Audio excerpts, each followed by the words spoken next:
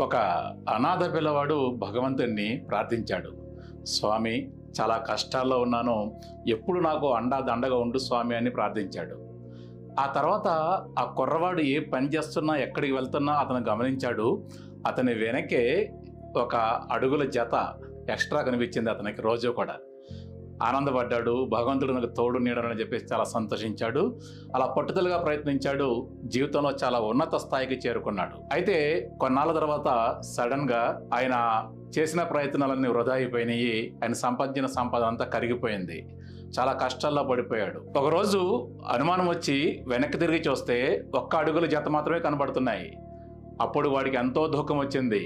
దేవుడా, నేను సంతోషంగా ఉన్నప్పుడు ఎప్పుడు నాకు అండదండగా ఉన్నావు, నేను కష్టాల్లో పడినప్పుడు మాత్రం నన్ను వదిలి వెళ్ళిపోయావు, నీకు ఇది న్యాయమా అని చెప్పేసి ఆక్రోశించాడు. నాయనా, నువ్వు చూస్తున్న ఆ అడుగుల జత నావే నాయనా, నేను నిన్ను మోస్తున్నాను, కష్టాల్లో నిన్ను మోస్తున్నాను, నేను ఎప్పటికీ వదిలి వెళ్ళను అని వినిపించిందండి. మీరు భగవంతుడిని మనస్ఫూర్తిగా నమ్మండి.